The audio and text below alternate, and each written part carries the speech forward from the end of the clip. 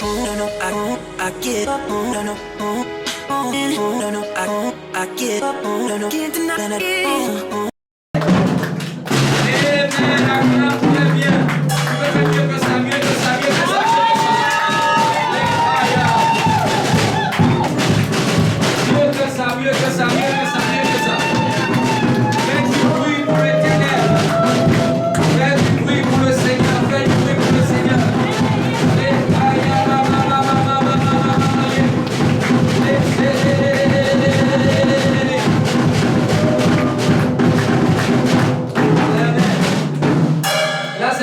Entendu, mais c'est toi, je veux que tu sois l'instrument de gloire au Seigneur.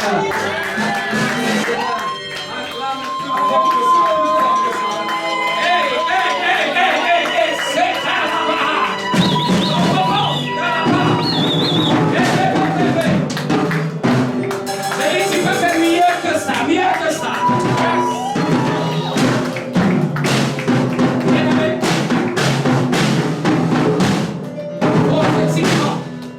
Prophétiquement, tu vas visualiser une situation, tu vas penser une situation. Et je vais compter, on va avoir 3 rounds. Amen. 3 rounds. Amen. Et quand je serai au premier round, tu vas acclamer comme jamais tu n'as acclamé. Et tu vas voir cette situation changer. Amen.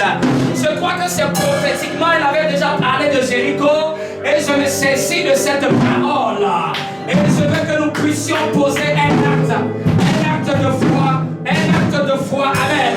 Je dis quand je vais te dire, regarde la situation, regarde un domaine où tu veux que le Seigneur ébranle les murailles, détende la situation. Je ne sais quel est le domaine, mais je crois que nous marchons par la foi et non par la vue. Je crois que nous marchons par la foi et non par la vue.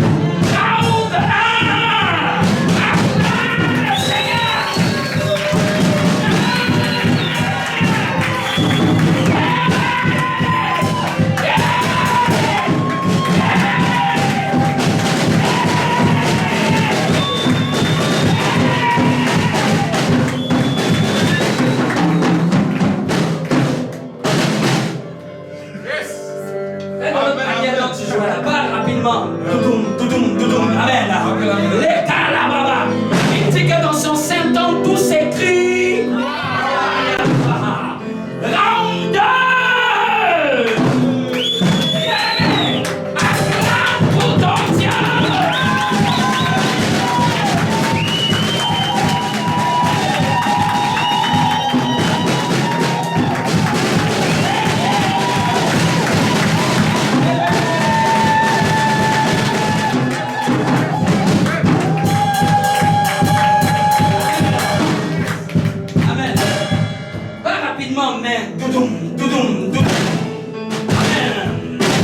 Amen. Est-ce que tu as rassemblé tes forces pour le numéro 3?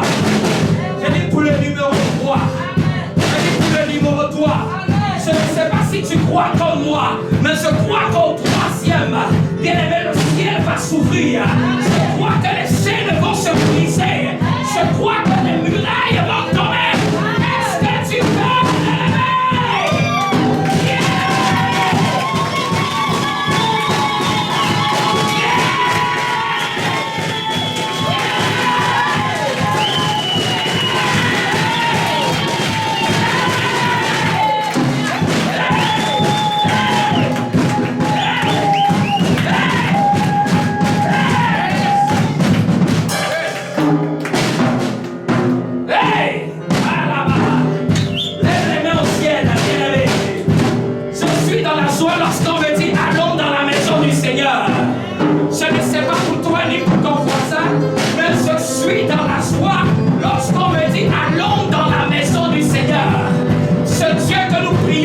La Bible l'appelle le Dieu redoutable. Je ne sais pas qu'est-ce qui t'a attristé, je ne sais pas qu'est-ce qui t'a affligé, mais je t'annonce ce matin qu'il y a un Dieu pour enlever des larmes, il y a un Dieu pour enlever ses inquiétudes, il y a un Dieu pour te donner une joie parfaite, il y a un Dieu pour intervenir dans ta situation, dans ta vie. Il y a un Dieu qui n'est pas mort. Bouddha est mort, on ne sait où il est. Mahomet est mort,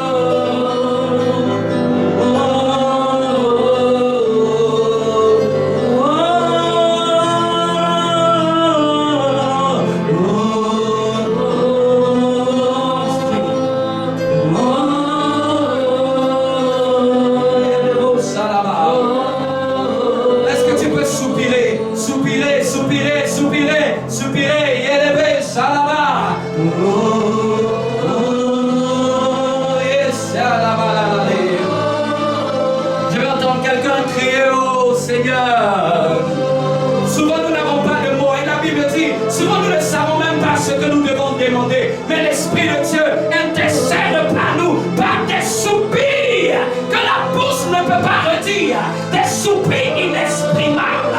Oh, ce n'est peut-être pas un mot de sens, mais dans l'esprit, ça signifie beaucoup. Mais dans l'esprit, c'est un cœur qui s'abandonne, c'est un cœur qui se plie devant la grâce, c'est un cri de détresse, un cri d'alerte. Les gros salabama.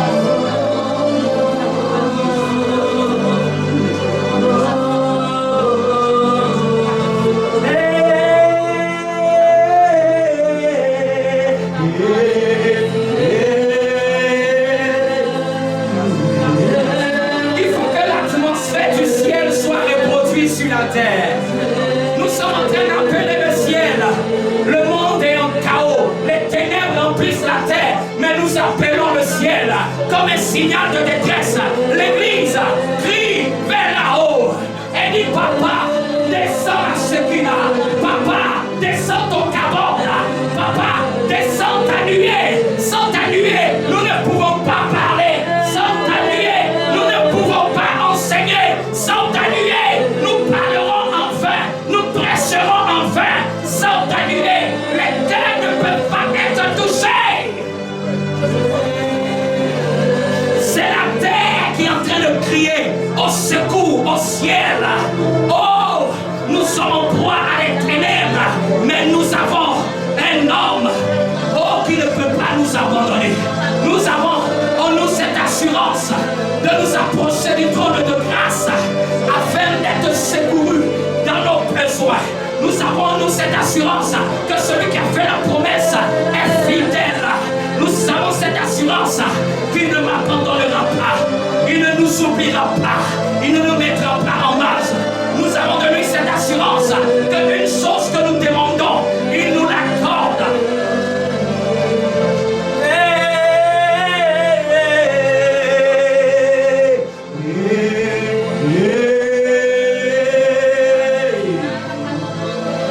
Il y a des anges qui sont entrés dans cette salle. Et je crois que tu le sens. Parce que l'atmosphère n'est plus l'atmosphère ordinaire. Des anges, des séraphins, des séraphins, des séraphins.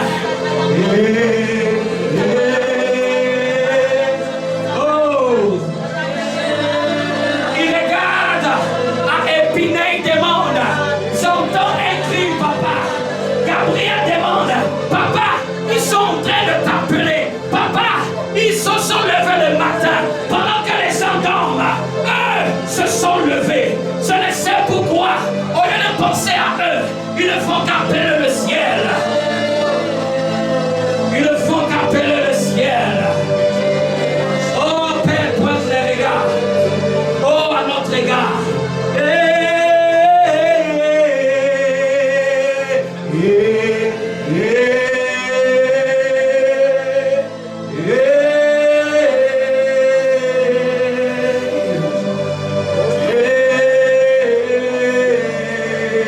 Laisse-toi conduire, prie en d'autres langues si tu le peux.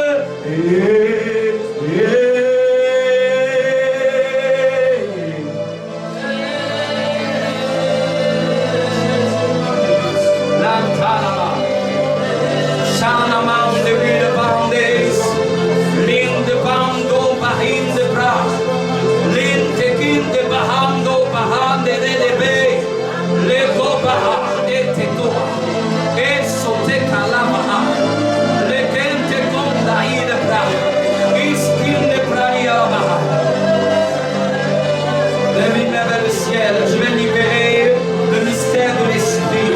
Et tatua bahas qui est là. Les teki de bahanda la deri de baha. Les toti da baham de erite baha. On teki de baha. Et sita la baha. Entelito bahia tabaha. Ereke tetia.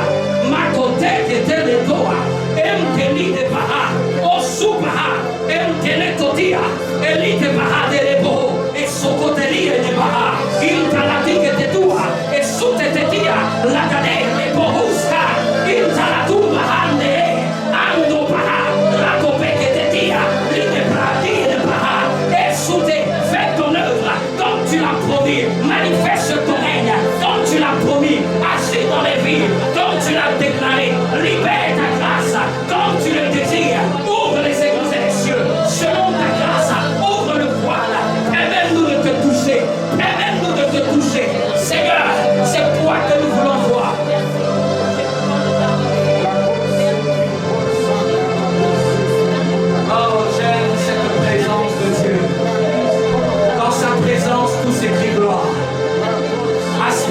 gloire, aspire à la gloire.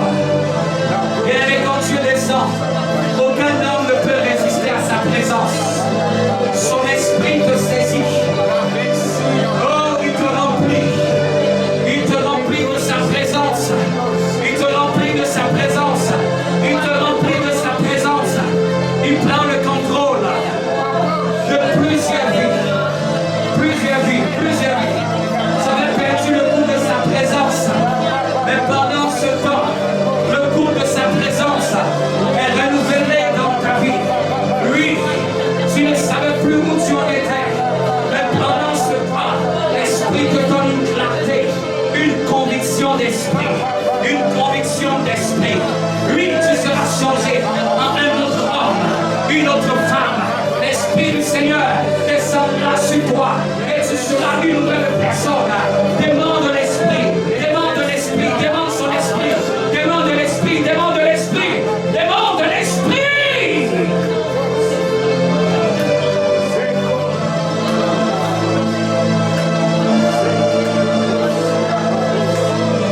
Demande son Esprit. Demande son Esprit. Pendant que je parle, plusieurs cœurs sont touchés. Touchés, touchés dans ton homme intérieur. Touchés, touchés, touchés, touchés, touchés, touchés, touchés. J'ai dit touchés, touchés par l'Esprit de Dieu. Reçois ta portion de grâce. Toi qui étais faible, deviens fort. Toi qui étais lent, deviens rapide. Oh, la main de l'Éternel se pose sur moi, pour parler, oh, sur ta vie. Je relâche la grâce de Dieu. L'écho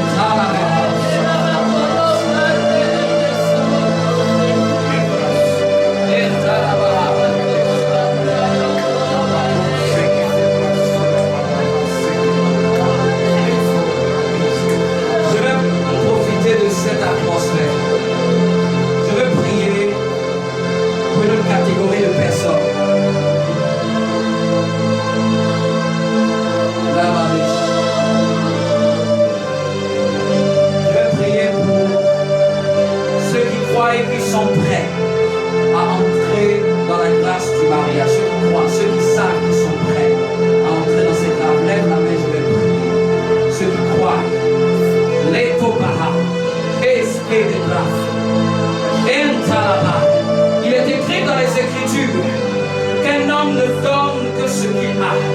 Et tes braniers les bras. Les popos, tu m'as fait déjà la grâce depuis bien maintenant 6 ans que Père d'être marié. Tu as mis en moi cette grâce afin de la distribuer à plusieurs. Je te prie pour ceux qui savent et qui sont persuadés qu'ils sont prêts pour entrer dans ce domaine, prêts pour entrer dans cette phase nouvelle de vos vies. Je prie dans le nom de Jésus que cette grâce soit manifeste dans votre vie, que l'âme sœur soit manifeste pour ceux ou celles qui n'avaient pas encore rencontré l'âme sœur. Je prie dans le nom de Jésus que l'âme sœur soit manifeste. Je prie pour ceux qui sont en voie d'entrer dans la célébration, que vous puissiez accomplir ce but-là, ce projet de Dieu, dans le nom de Jésus-Christ de Nazareth. Que toute embûche soit écartée. Taïbaha, oh bobo, et tététia, la baba baba, hey, kalaba, j'enlève ce qui s'oppose à cela. Les bébés, je m'oppose à toute opposition à cela. Père, je relâche cette grâce. Je relâche cette grâce. La banette sopra. Une anapa. J'ouvre tes portes. Je prie que tu entres dans l'accomplissement de cette grâce. Tu m'entends? Je prie que tu entres dans l'accomplissement de cette grâce. Je décrète et je déclare. Ça sera une église facilement où les gens trouveront cette grâce. Je décrète et je déclare. Je décrète et je déclare comme autorité pastorale de cette église. Parce que tu es en ce lieu, je te couronne de cette grâce. Rien ne tiendra sur ton chemin. Rien ne tiendra. Matatua et te dire des brani. La tour. Que les anges de cette grâce accomplissent cette parole. Seigneur, si tu m'as appelé du haut des cieux, si parmi lorsque tu choisissais tes serviteurs sur la terre, si mon nom était écrit, je prie que cette parole ne tombe pas à terre, ne tombe pas à terre, ne tombe pas à terre, que cette grâce soit sur leur vie et qu'il rentre dans ce domaine. Au nom de Jésus.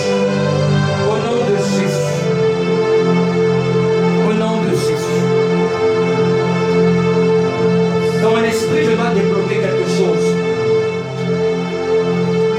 Enseigne une personne, je cherche. Les prostés, les bras. Les chebrania. Entalabaha. Prie, prie, prie. Demande au Seigneur d'intervenir. Les bras chétés. Les tobos et les brania. Les besotopo rantalabaha.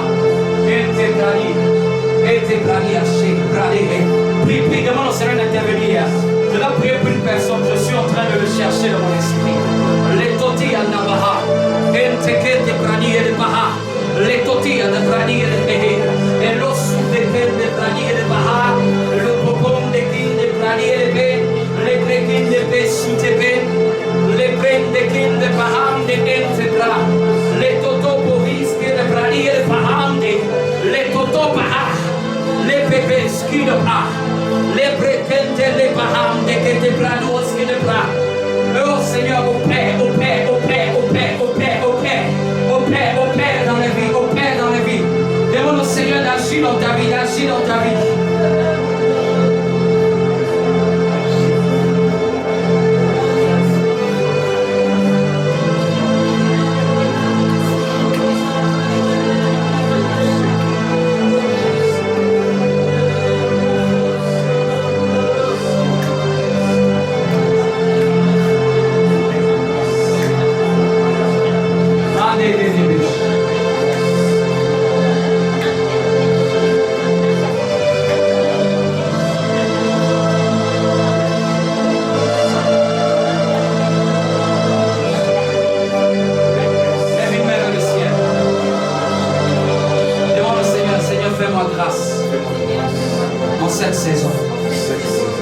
Fais-moi grâce en cette saison. S'il y avait un domaine qui était bloqué, que ce soit financier, professionnel ou administratif, que cela soit débloqué. Débloqué. Débloqué. Débloqué. Au nom de Jésus. Apporte un miracle dans ma vie. Au nom de Jésus. Amen. Acclame le Seigneur très fort. Acclame très haut et fort. Tu peux l'acclamer mieux que ça.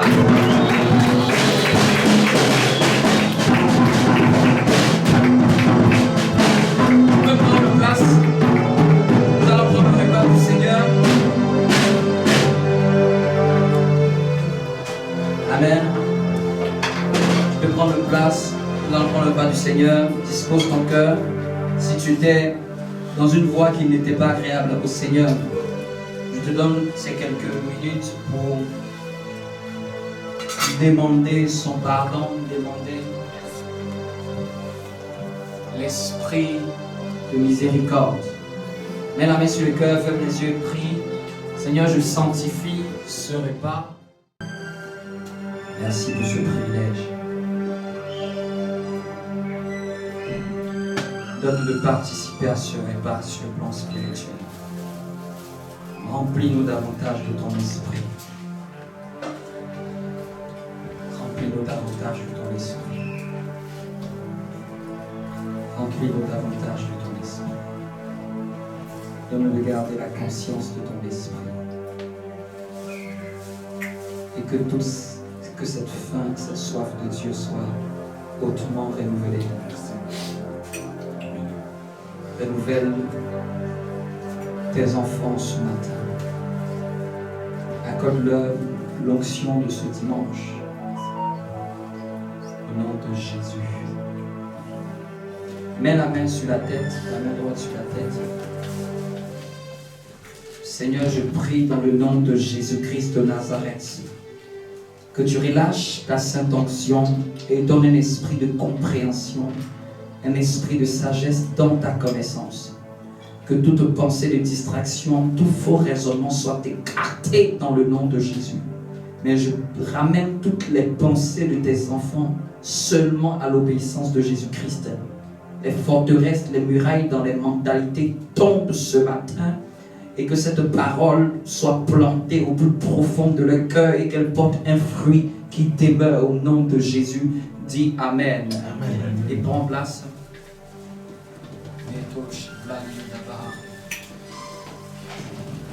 Regarde quelqu'un et dis-lui, bienvenue, nation sainte de Dieu. Amen. Dis-lui bien ça, bienvenue, nation sainte de Dieu. Dis-lui, tu es une sainte nation.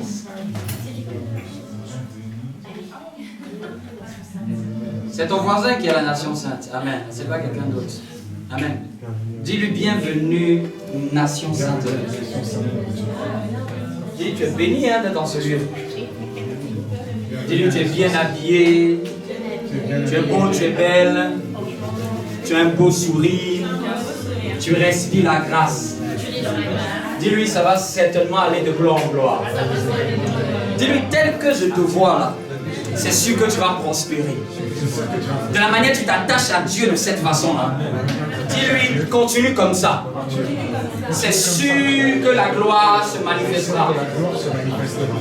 Dis-lui, tes enfants seront bénis. Ton mari ou ta femme seront bénis.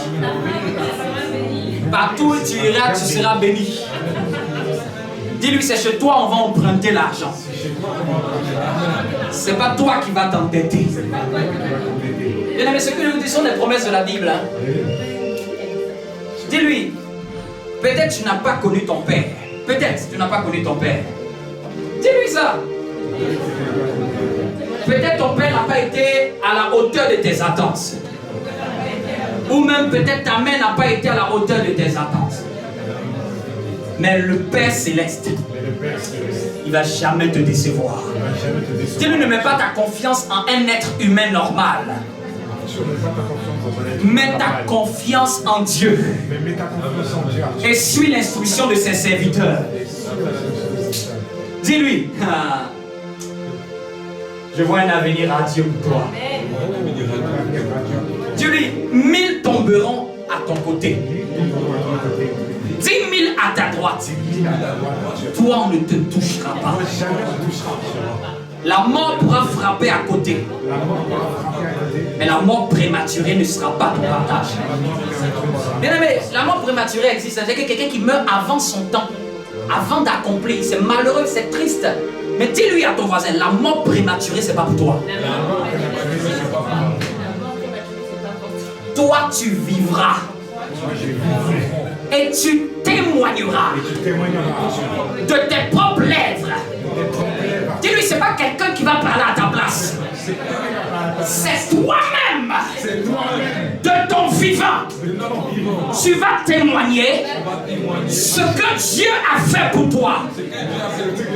Dis-lui, Dieu n'a même pas besoin de ton avis. Il va le faire.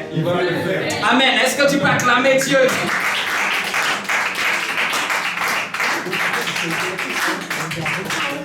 Qui aime la présence de Dieu? Amen. J'aime le Seigneur. Amen. Tu peux être triste, fatigué, chargé, mais il dit, repose sur moi ton fardeau.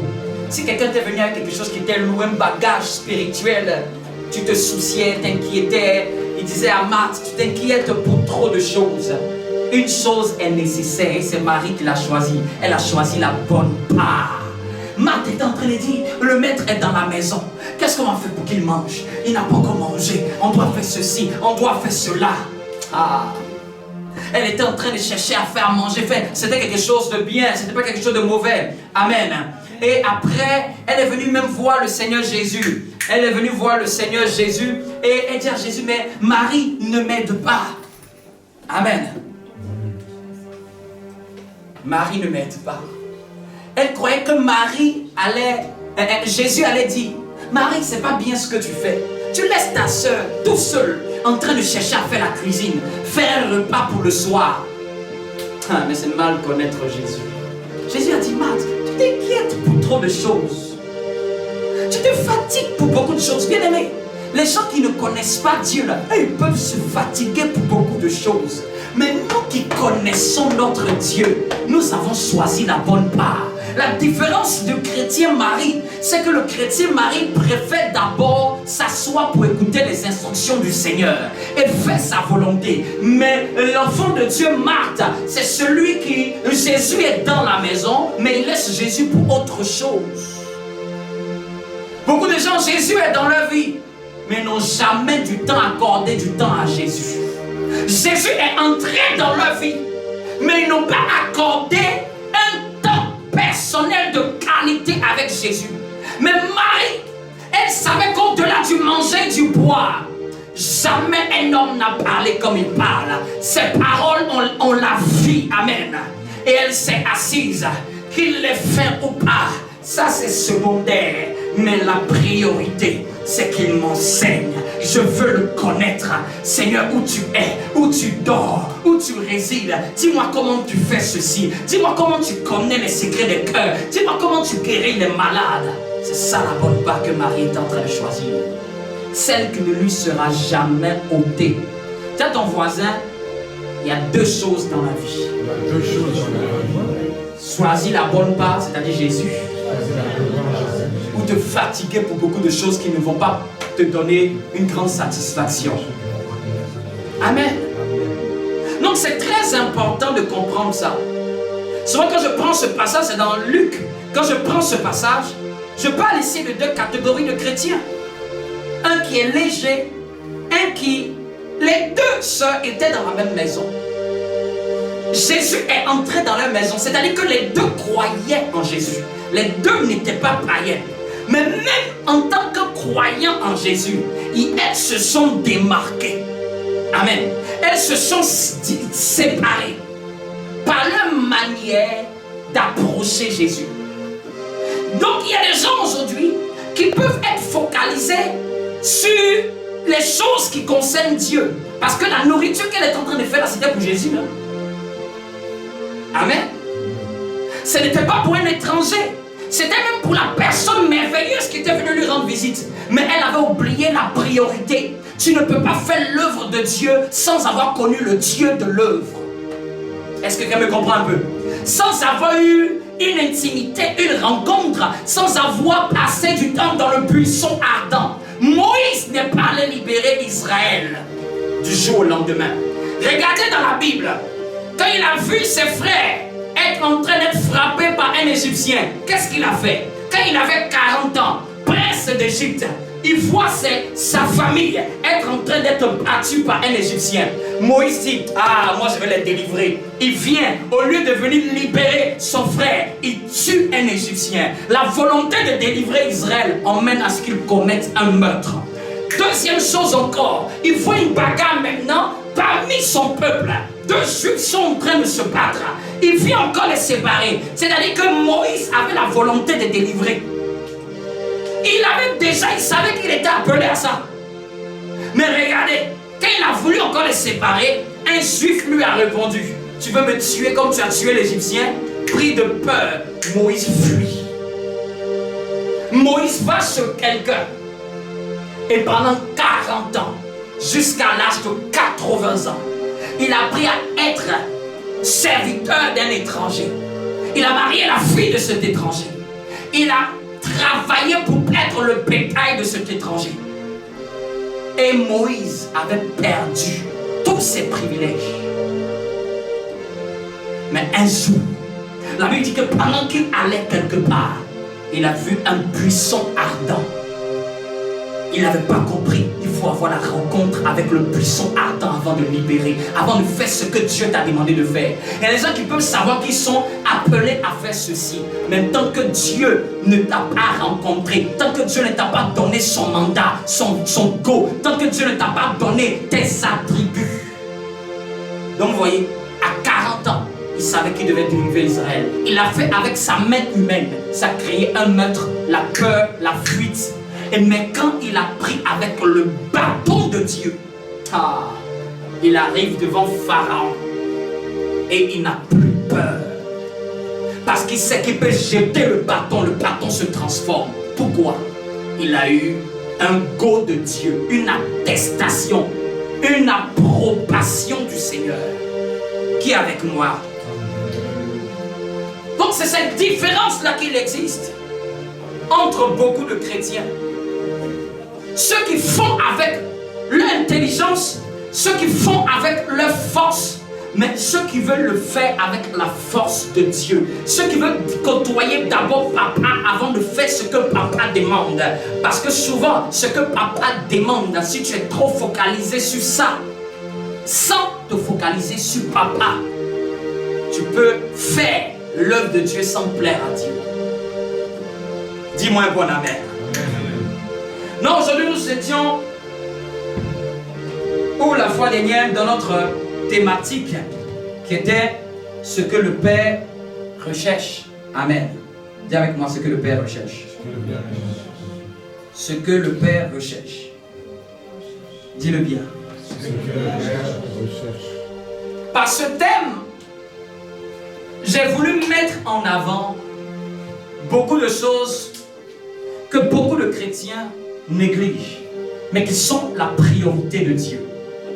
Amen. Tu cherches à avancer dans ta vie. Mais je dis que les fils, ce sont ceux qui ne se soucient pas d'eux. Ce sont ceux qui se soucient avec le même souci que papa. Et je vais donner cet exemple. Quand ma fille a cet âge, elle ne sait même pas s'il y a de l'argent dans mon compte ou pas. Elle ne s'en soucie pas. Elle peut demander de la nourriture. Elle peut demander à boire. Elle n'a même pas un once de se demander si papa possède la chose que je lui demande. Cette dimension-là de l'innocence de l'enfant, elle est très bonne. C'est comme ça que tu dois être avec Dieu. Je parle de l'innocence. L'innocence où tu ne te poses pas de questions quand tu crois que papa peut te donner. Ça, c'est une bonne chose. Amen. C'est-à-dire que quand tu dis à papa, interviens pour telle situation, fais-le comme si c'était un enfant qui le fait avec Dieu. C'est-à-dire que tu ne te poses même pas une autre question que si, est-ce qu'ici papa ne fait pas? Vous voyez un peu ce que je veux dire? Est-ce que quelqu'un me comprend? C'est-à-dire que tu ne t'inquiètes même pas. Parce qu'il y a des gens qui ont l'agrégation en inquiétude, qui ont un doctorat en souci. Tu finis de prier, mais sur ton lit, tu es en train de dire, est-ce que ça va marcher? Est-ce que ça va marcher? Ma fille ne se pose jamais ce genre de questions. Parce que c'est ça, avoir la foi d'un enfant. Quand Jésus dit ayez la foi d'un enfant, c'est la foi qui est capable de poser des actes en ne doutant aucunement. Je vous dis, le doute n'est pas dans son esprit. Mais quand tu pries, et si, est-ce que, et puis il y a comme un sentiment qui vient t'habiter. Peut-être ça ne va pas marcher. Au fait, ce sentiment ne doit même pas habiter quand tu as la foi. Ça doit venir vers toi, mais ça doit mourir à cause de ta foi. Donc cette partie de l'enfant là, elle est très bonne. Maintenant la partie de l'enfant qui n'est pas bon, dont je vais maintenant brosser, c'est l'enfant qui ne sait pas ce qui se passe auprès de papa. Il ne sait pas quels sont les besoins réels de papa. Peut-être papa veut actuellement essayer de faire quelque chose, mais l'enfant ne sait même pas le projet. Mais la différence avec un enfant dans ce domaine-là, est-ce que vous me suivez? Est-ce que vous me suivez? Donc j'ai pris l'enfant, j'ai parlé de deux côtés. Il y a le côté de l'enfant qui est innocent et qui ne se pose pas de questions lorsqu'il demande. Demander, c'est prier. Lorsqu'il veut s'approcher de papa, il n'a aucune inquiétude, il n'a aucune pensée qui lui vient pour lui dire papa risque de ne pas le faire. Amen. Pour lui, c'est tellement sûr et c'est même le contraire qui est anormal. Amen. Vous me comprenez? Maintenant, le mauvais côté de rester enfant, c'est que tu ne grandis pas et tu ne peux pas être utilisé par ton père. Amen. Je ne peux pas dire à celle qui est toute petite, encore un bébé, je ne peux pas dire à un bébé, va éteindre la lumière. Je ne peux pas dire à un bébé, emmène-moi de l'eau. Je ne peux pas dire à un bébé, ouvre la porte. Amen, vous comprenez? Non, papa peut avoir des besoins, mais il est un enfant qui est là, mais qui ne peut pas être utile pour certaines choses où lui a besoin d'aide. Est-ce que vous me comprenez un peu? Est-ce que vous me suivez? Amen. Donc, c'est ça la différence. Mais un fils mature, quand un enfant commence à grandir, papa peut l'envoyer. Papa peut lui dire, reste ici, fais ça, et après fais ça. L'enfant suit. Et je vous le dis dans votre vie, ayons l'obéissance d'un enfant. Amen. Les enfants sont plus faciles à suivre les instructions. Sont plus faciles à attendre les instructions, les instructions et à marcher sur ces instructions. Non, un fils peut être envoyé par son père, mais un bébé spirituel ne peut pas servir à son père.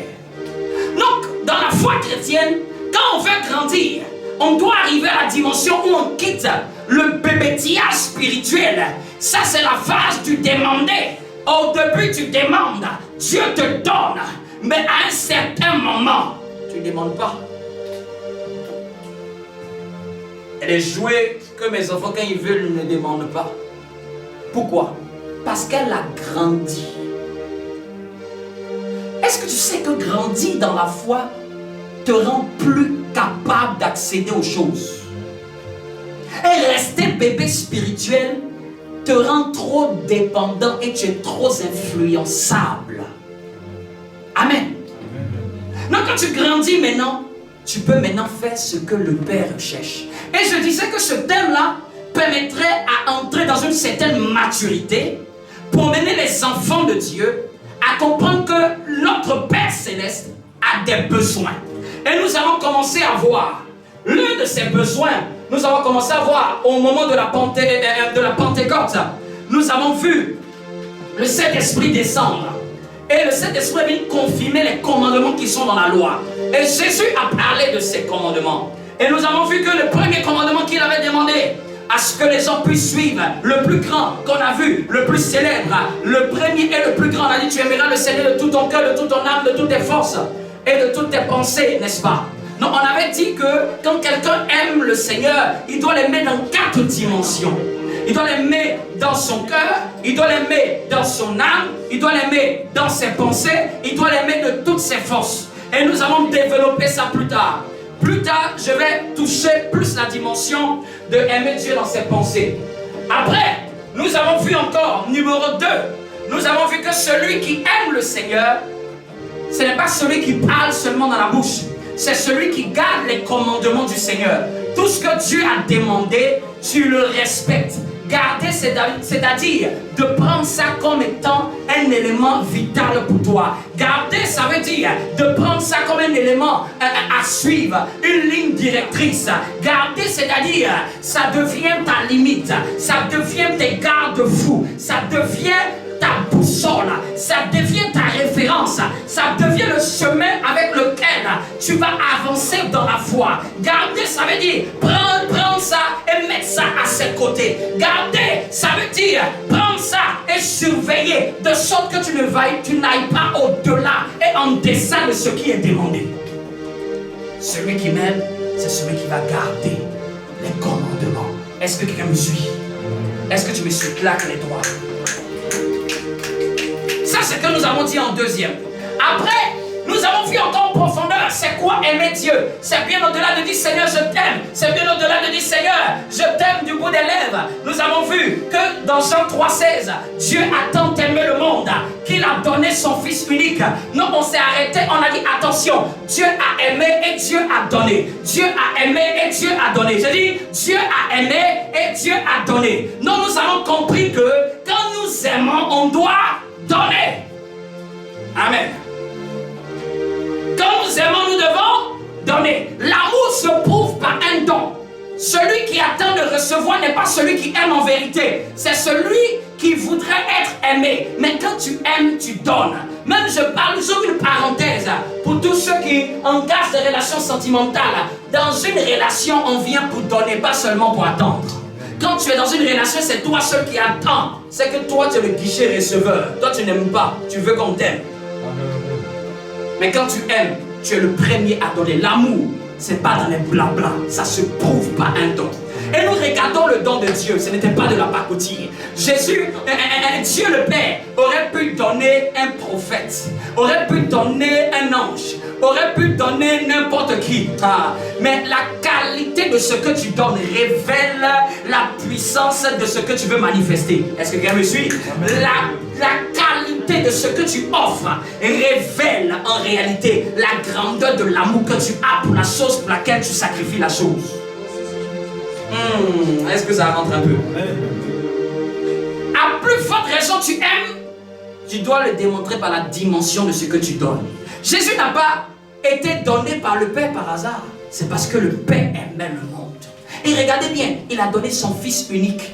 C'est-à-dire que ce qu'il avait de plus cher, ce qu'il avait de plus noble, ce qu'il avait de plus qualitatif, ce qu'il avait de plus unique. Les gens viennent et veulent donner quelque chose qui ne les enlève rien à Dieu. Les gens veulent venir vers Dieu. Et Seigneur, prends l'orteil, laisse le reste m'appartient. Non, Dieu est un Dieu vrai et juste. Dieu n'est pas un Dieu qui va accepter des choses médiocres. Bien aimé, la bonté de Dieu n'est pas la médiocrité de Dieu. Lisez bien la Bible, lisez l'Apocalypse, lisez le trône, lisez un peu les visions de Jean dans le ciel. C'est pas de la pacotille ce que vous voyez. Ce que vous voyez décrit par l'apôtre Jean, c'est des choses nobles. Nobles. Quand vous allez dans le temple, quand on parlait du temple de l'Ancien Testament, il y avait 3 types de métaux qui étaient utilisés. Dans le parvis, c'était le fer. Le fer, on trouve ça partout. C'est pour ça que c'est dans le parvis, on mettait la cuve en métal. Mais quand tu avances encore en plus avec Dieu, Dieu demandait de mettre cette fois-ci le bronze, les reins. C'était un peu comme le cuivre. C'est-à-dire qu'il laissait le fer. parce que le fait était dérisoire. Ça, c'est pour tout le monde. Mais là où il va sélectionner, il dit le fait n'y entre plus, c'est le bronze, c'est les reins, c'est le cuivre qui entre, en d'autres termes. Mais quand tu veux aller dans la dimension du lieu très saint, ah non, là-bas, ce n'est même plus le cuivre. Là-bas, c'est l'or. Donc, vous voyez, à une grande profondeur spirituelle, l'exigence qui t'est demandée par Dieu est élevée. Non, les gens aiment donner des choses de pacotille à Dieu. Non, même j'ouvre une parenthèse. Faut jamais aimer donner tout ce qui ne te coûte pas à Dieu. Faut jamais, quand tu dois faire de vrais sacrifices, ne donne pas quelque chose qui est insignifiant. C'est-à-dire que ça ne te dit rien, quoi. C'est quelque chose qui est... Ça ne te chagrine pas de l'avoir, d'être séparé de ça. Vous savez pourquoi les gens ne sont pas souvent visités par Dieu? Ils ne donnent jamais à Dieu quelque chose qui leur coûte. Tu peux donner quelque chose à Dieu qui va te coûter. C'est que même le diable vient te prêcher pour dire, ah non, tu as fait une grande bêtise. Et puis tu dis, c'est ça, je ne donnerai pas à l'Éternel quelque chose qui ne me coûte pas. On voulait donner un terrain gratuitement à David pour faire l'offrande lorsqu'il a fait le dénombrement et que l'Éternel devait le frapper. L'homme qui savait que c'était un roi lui a dit, prends le champ gratuitement. David dit, faut pas me rentrer dans ces choses-là. Moi, donner quelque chose que j'ai acquis gratuitement à Dieu, ça a quelle valeur pour moi? Il dit, je ne donnerai pas à mon Dieu quelque chose qui ne m'a pas coûté. Et on a parlé la première dimension du don. On a dit que le don le plus important, c'est le don de sa personne. Selon Romains chapitre 12. Amen. À partir du verset 1 à 2. La Bible dit que le plus important, c'est que vous soyez une offrande vivante, afin que cela soit un culte raisonnable à Dieu. Paul priait, je prie mes bien-aimés. Il parlait aux chrétiens, il ne parlait pas aux païens. Je prie mes bien-aimés, que vous puissiez être une offrande vivante. Donc la première personne qui doit être donnée, c'est toi. Dis avec moi, c'est moi. Seigneur, prends ma vie. Tu sais ce que ça inclut? Nous-mêmes souvent on dit, je te donne ma vie. Dis-lui, c'est en esprit mais c'est en vérité. Hein? Dis à ton voisin, c'est en esprit mais c'est aussi en vérité. Je te donne ma vie. Tu sais ce que ça signifie donner ta vie? Va voir Isaac. Isaac n'a pas bronché lorsque son père lui a dit, c'est toi qu'on va sacrifier. La Bible n'a jamais mentionné une dispute entre Isaac. Isaac avait plus de 10 ans, peut-être même 12. Isaac n'a jamais lutté lorsque son père lui a dit, c'est toi au fait qui a l'offrande. La Bible n'a pas mentionné ce passage. Amen. Donc, imagine Isaac. Il obéit tellement à son père qu'il dit, papa, si c'est ce que Dieu a demandé, fais-le. Vous savez quoi? Lisez dans la Bible. C'est là que lorsque Abraham voulait le faire, qu'est-ce qui s'est passé? Qu'est-ce qui s'est passé? L'ange lui a dit, stop! Il y a des anges qui ne viennent jamais dans ta vie parce que tu n'es jamais prêt à faire un sacrifice. Est-ce que vous comprenez un peu? Les manifestations de Dieu là, ne viennent quand tu fais quelque chose aussi qui touche sur le Seigneur. L'ange est venu et lui a dit, il y a un bélier là-bas. Il y a des gens qui ne voient pas de miracle parce qu'ils ne posent aucune action pour toucher le ciel. Donc le bélier était là. Mais quand on partait au sacrifice, il n'y en avait pas. Donc tu peux avancer dans ta marche avec Dieu, il n'y a rien. Mais en fait, il y a quelque chose. Non, Seigneur, non, moi je ne vois pas encore le travail, je ne vois pas encore ceci. Ça, c'est toi qui marches à la vue. Tu dois dire, Dieu se pourvoira. Et à la suite, tu dois chercher à savoir, qu'est-ce qu'il veut que je fasse pour que j'active la manifestation de cette grâce-là que j'attends. Est-ce que quelqu'un me comprend un peu? Abraham partait, son fils lui demande, il y a le bois, le feu, il y a tout. Où est l'Holocauste?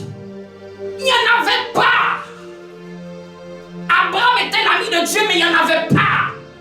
Il n'y en avait pas selon les yeux d'Isaac, mais selon les yeux spirituels d'Abraham. Il a cru en la capacité de Dieu d'être capable d'emmener une offrande, même quand il n'y en avait pas. Et il a répondu, Dieu se pourvoira. En d'autres termes, c'est l'affaire de Dieu. Il y a des circonstances là, il ne faut pas parler. Dis ça, c'est l'affaire de Dieu. Dis-moi, c'est l'affaire de Dieu.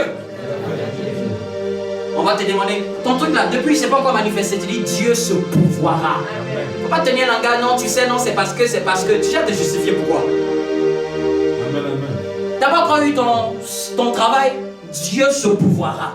Tu n'as pas encore eu ceci, Dieu se pouvoira. Et puis tu avances sur le chemin de ta marche. Mais quand il a dit ça, il n'était pas resté dans son salon, dans son coin, il partait donner la chose que même il n'a pas dit à sa femme. Il y a des choses que tu peux faire avec Dieu, ça peut être une folie pour ton entourage. Il y a des choses que tu peux avoir osé faire pour Dieu. Si tu dis ça à tes parents, ils vont être choqués, même jusqu'à te dire non, jamais une personne dans la famille a fait ça. Oui, si tu veux voir ce que tu n'as jamais vu, il faut faire ce que tu n'as jamais fait. Tout le monde n'est pas obligé d'être au courant de ce que tu es prêt à faire comme sacrifice pour Dieu. Tout le monde n'est pas obligé. Parce qu'ils ne comprendront pas. Il n'a même pas expliqué à Sarah, parce qu'il a expliqué qu'elle allait le cadenasser à la maison. Et ton histoire, ça c'est la folie, ça c'est pas le Dieu. Il y a des choses quand il dit, il faut dire aux gens de foi. Il ne faut pas dire ça aux gens qui n'ont pas la foi. Ils vont tuer ta foi. Non, j'ai envie de faire ça pour Dieu. Ils vont tuer ta foi. Tu as la conviction là, tu sacrifies. Et puis c'est toi, Dieu, le ciel, les anges qui savaient ce qui s'est passé. Non, il a même laissé ses serviteurs. Pour dire qu'il y a des gens qui peuvent t'accompagner, mais ils ne peuvent pas comprendre la dimension à laquelle tu es en train de monter. Ils ne peuvent pas comprendre certaines choses que tu dois faire pour Dieu. On peut prier ensemble, on peut jeûner ensemble. Mais là c'est moi seul, c'est mon épreuve. Les épreuves, on les a individuellement, pas en groupe. On peut marcher en groupe, mais les épreuves, on les a individuellement, on les remporte individuellement. Le jour de l'examen, tout le monde a sa copie devant sa table, chacun pour soi. Et c'est là que le prof, pour la première fois, se tait. Quand Dieu se tait, pose-toi la question, tu es à quelle phase? Est-ce que Dieu me comprend? Amen.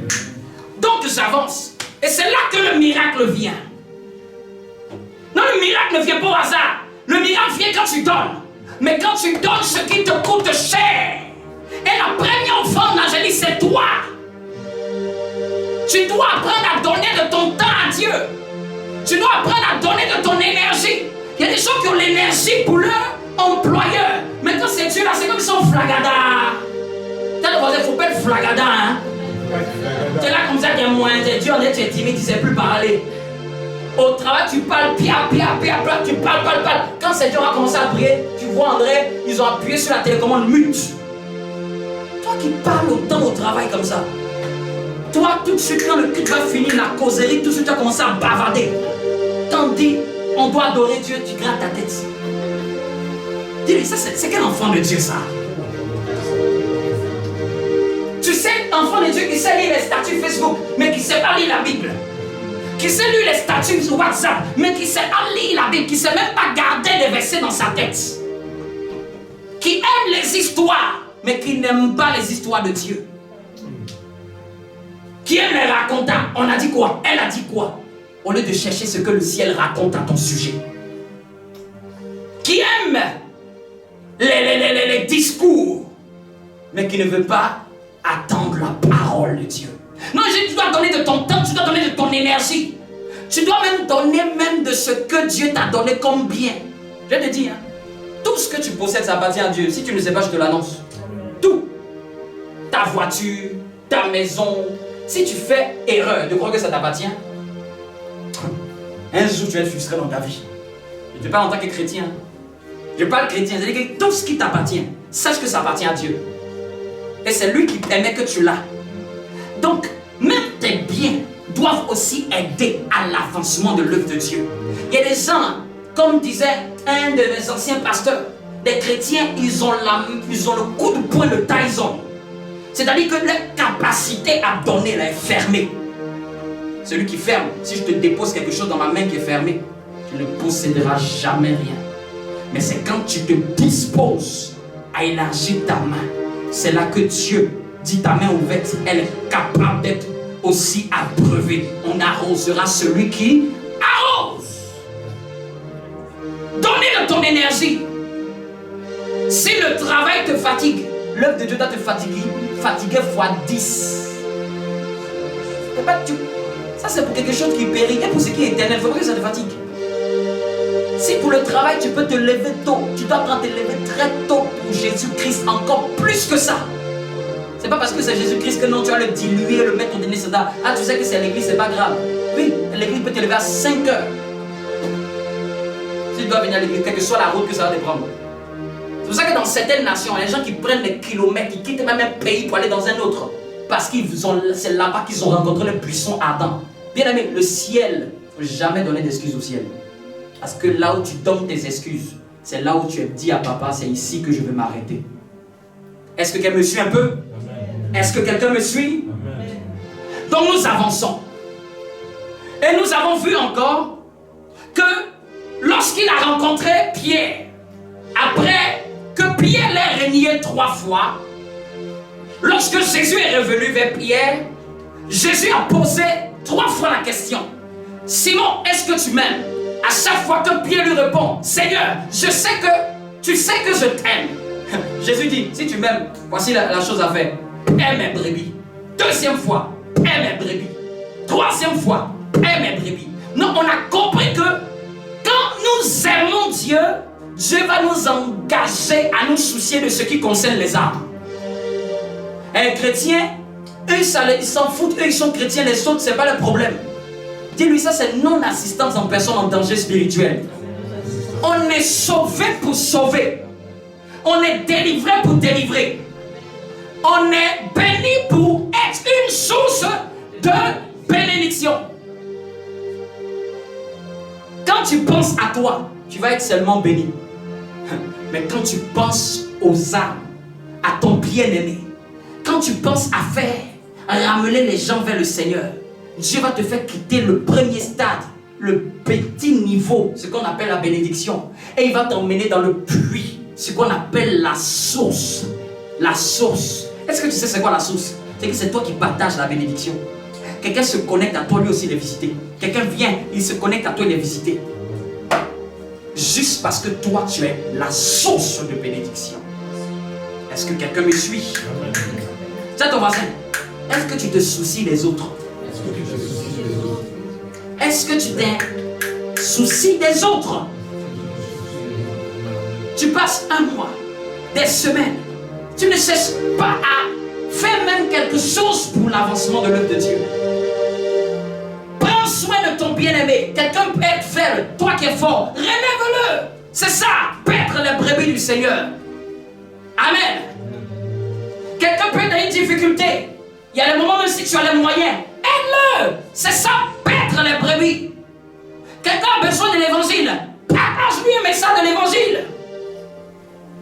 Amen. Est-ce qu'il y a des gens, même quand tu ne connais pas Dieu, tu leur partages les prédications pour lui dire, écoute, au moins devant le ciel, tu dis, Seigneur, moi j'ai envoyé. Mais toi tu dis, peut-être il va penser que moi je suis de ces gens-là. Tu as honte de là où tu viens. En fait, c'est tout juste ce que les gens se disent. Il va penser qu'il va me cataloguer. Quand on te catalogue pour Jésus, je m'en fous. Et gloire à Dieu qu'on me catalogue pour Jésus. Sois reconnu parmi ton entourage que toi là, tu es quelqu'un qui prie. Sois reconnu. Sois reconnu. C'est pas tu forces. Mais en ton contact là, on connaît. On reconnaît que toi, tu n'es pas comme tout le monde. Tu ne rentres pas dans n'importe quel discours. Que toi tu te préserves. Que toi tu ne te mélanges pas avec ce qui est sale. Que toi tu ne te corromps pas.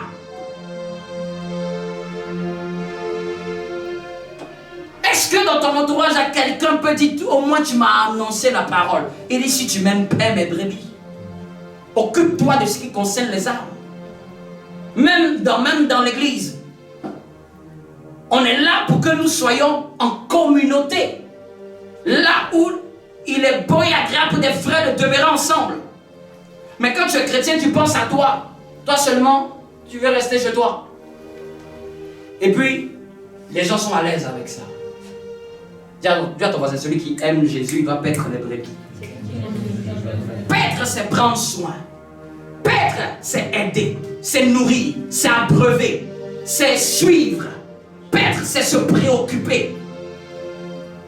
Amen. Tu vas voir que tu vas exceller. Si Dieu t'a donné une grâce de conseil, en voulant aider les gens, la grâce du conseil se manifeste. Si Dieu t'a donné le discernement, en voulant aider les gens, le discernement se manifeste. Si je suis là où je suis, c'est parce que j'ai refusé de penser qu'à moi. J'ai décidé de vouloir aider les gens. Et c'est pour ça que tu nous vois aujourd'hui ici, en 2021. Si j'étais resté dans ma chambre timide, et puis même, je ne pense pas que quelqu'un ici était plus timide que moi. J'étais mis au défi. Tu n'étais pas plus timide que moi. Mais c'est par l'évangile que je suis devenu méconnaissable pour ceux qui me connaissaient. Amen. Pour l'évangile, là, tu ne dois pas être tiède. Pour l'évangile, là, tu ne dois pas être froid. Pour l'évangile, là, tu dois être bouillant. Amen. Et nous avons vu une quatrième des choses. C'est ce qu'on a vu dans Isaïe chapitre 6. Et on va lire, c'est ce qu'on a vu dimanche dernier. Isaïe chapitre 6. Là, ton voisin, tu es déjà fatigué? Amen. On va avancer. Que Dieu renouvelle tes forces. Car là-bas. J'ai dit Isaïe chapitre 6. Je vais toucher ces 2 points pour qu'on puisse chuter. Isaïe chapitre 6. C'est ce que nous avons lu dimanche dernier. Car la bouche. Tout le monde y est? Pour ceux qui n'ont pas lu, réalisez et revoyez lisez tout le chapitre. Mais la partie qui va nous intéresser, c'est la partie du verset 6. Du verset 1 à 6, c'est la vision d'Ésaïe qui est racontée. Mais la partie qui va nous intéresser, c'est le verset 6 à 7. La Bible dit, mais l'un des séraphins vola vers moi, tenant à la main une pierre ardente qu'il avait prise sur l'autel avec des pincettes. Il en toucha ma bouche et dit, ceci a touché tes lèvres. Ton iniquité est enlevée et ton péché est... Ton péché est... Voici la chose que le Seigneur fait à Ésaïe. Pour ceux qui ne comprennent pas bien le contexte, Ésaïe a une vision. Ésaïe est un serviteur de Dieu, un prophète de Dieu. Ésaïe a une vision, et dans cette vision, Raboshaya, dans cette vision, il a vu le Seigneur dans son saint temple avec des myriades d'anges. Lorsqu'il a vu le Seigneur, la première des choses qu'il a eu comme information à son esprit, c'est de reconnaître que moi, j'ai vu le Seigneur, je suis impur. Et c'est ce que j'ai dit dimanche dernier. Beaucoup de gens, quand ils s'approchent du Seigneur, souvent ils ont des révélations pour les autres. Et je disais que la plus haute révélation, quand tu communies avec Dieu, c'est la révélation de Dieu qui peut te montrer tes poutres et tes pailles. Parce que les gens sont plus prompts à regarder la paille d'autrui. Lui, il a une vie sale. Mais toi, quand tu t'approches de Dieu, qui est tout saint, ce Dieu qui est saint, 3 fois saint, ce Dieu-là ne peut pas exposer quelque chose qui est caché en toi. Est-ce que vous comprenez un peu? Tu le vois, il prie, et puis toujours, Dieu l'a parlé pour les autres. Toujours. C'est pas mauvais que Dieu te parle pour les autres. Mais il faut te méfier que c'est toujours pour les autres et jamais pour toi. C'est-à-dire que toujours, du 1er janvier au 31 décembre, Dieu t'a donné une révélation sur les autres. C'est bien. Mais il faut dire, moi j'aime pas ça, papa. Moi je m'approche de toi et il n'y a rien que toi tu me dis pour me réajuster. Il n'y a rien que tu me dis pour me toucher, pour me changer. Et c'est ça la plus haute dimension de révélation. Je vous le dis, peu de chrétiens arrivent à ce niveau. Parce qu'à ce niveau-là, il faut être une humilité pour entendre qu'il va te dire que c'est la jalousie qui te fait défaut jusqu'à présent. Et puis toi, tu vas être choqué. Et en quoi il a fait la jalousie? Non, Seigneur, moi je suis normal.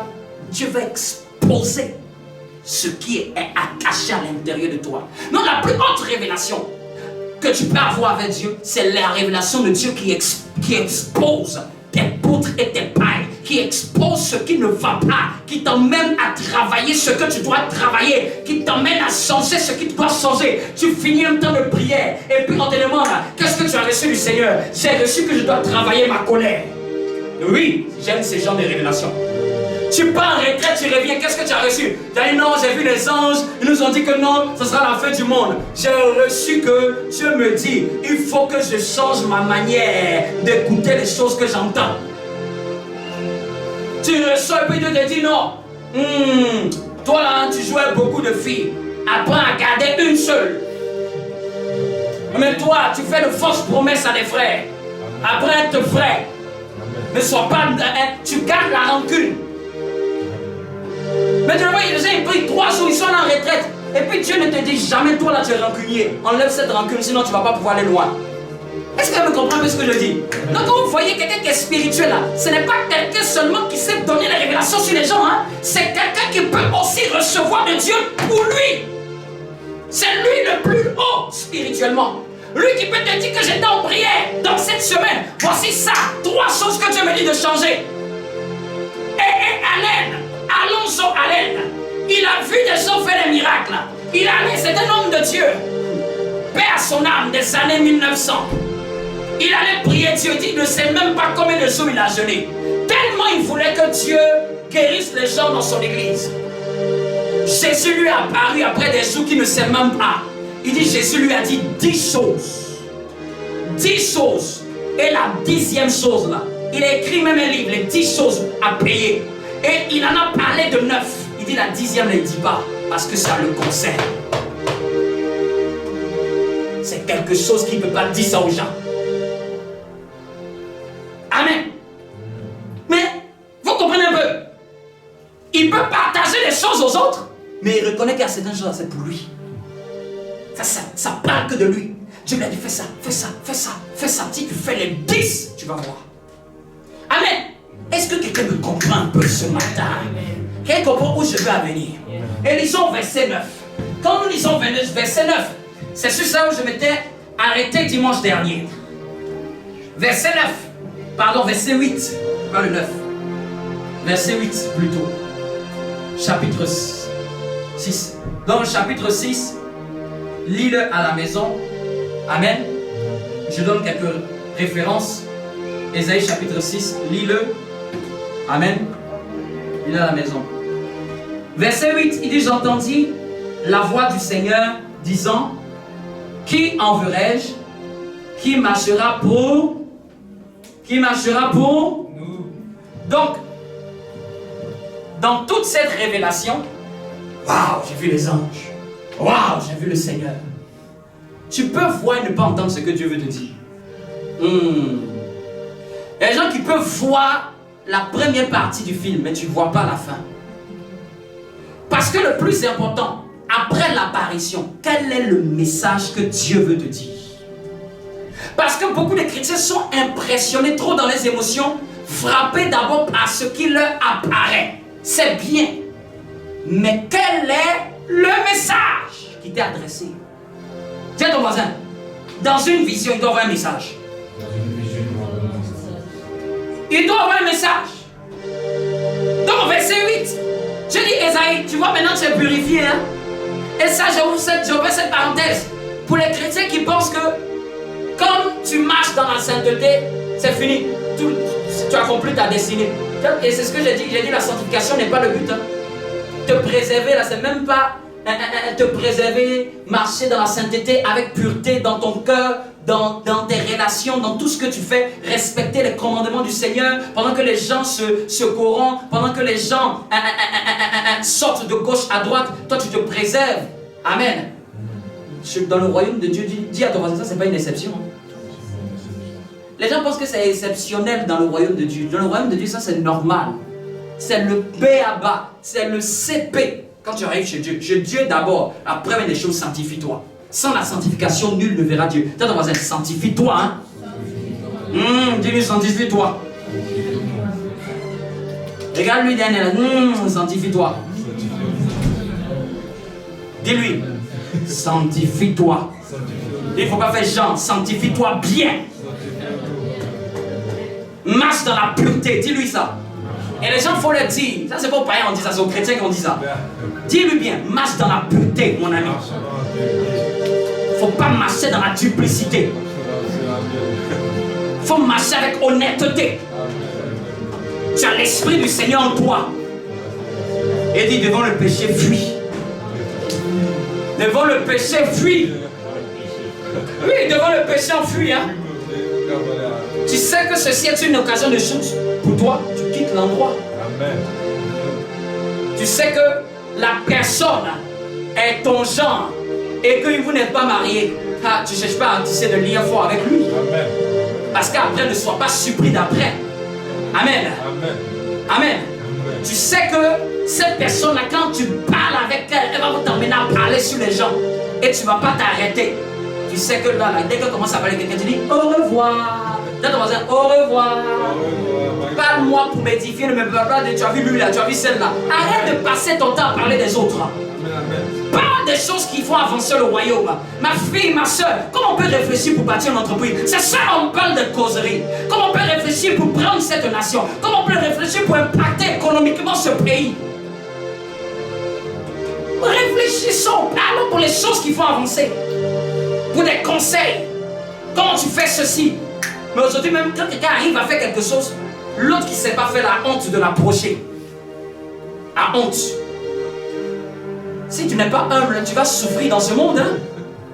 Parce qu'il y a des choses, c'est ton humilité qui va t'apprendre, ce n'est pas Dieu qui va te dire. Est-ce que vous comprenez un peu? Il y a des choses dans la vie, c'est l'humilité qui doit te le prêcher. Et Dieu ne te le dira jamais. Même si Dieu te parle face à face, il y a des choses, il va laisser l'humilité t'apprendre.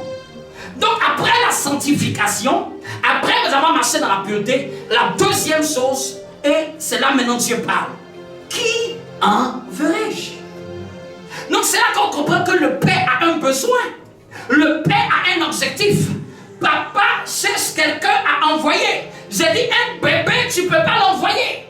Mais c'est un fils adulte qui est capable d'être envoyé. Est-ce que quelqu'un me suit?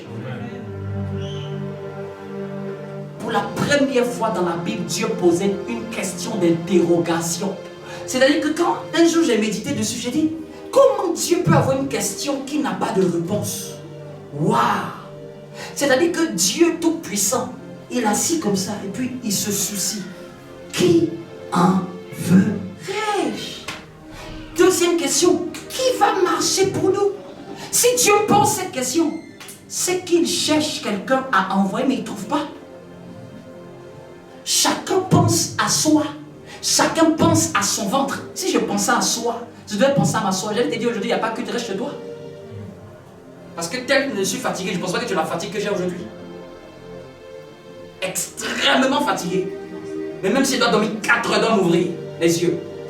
Même les enfants extrêmement fatigués.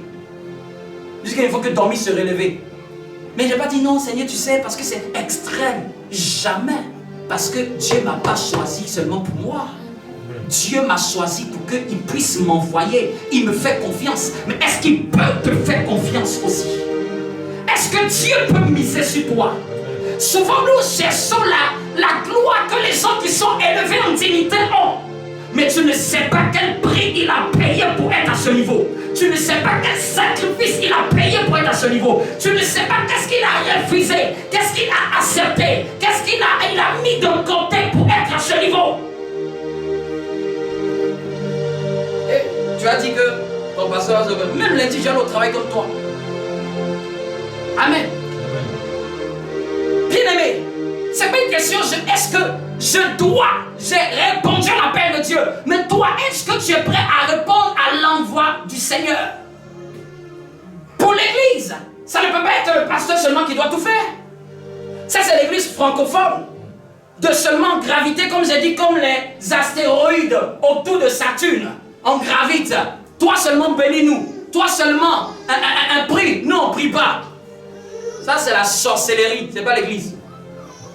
C'est quand tu es en face de toi un féticheur, et puis tu viens dans sa tanière, et puis tu veux qu'il te fasse du fétichisme, il a qu'à débloquer. Dis-lui, Dieu n'est pas ton guichet. Hein? Dieu est un père. Ce qu'il a là est pour toi. Mais s'il t'en prive là, c'est pour t'apprendre la maturité. Amen.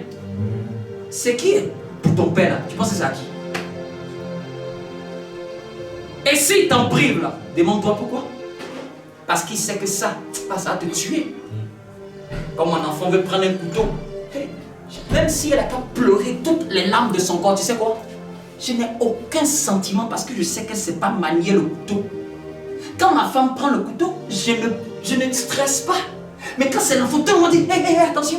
Non, il y a certaines choses, quand tu veux mettre ta main dessus, là, même les gens disent hé, attention, ne va pas là-bas. Cette bénédiction-là, c'est pas encore pour toi. Tu comprends un peu?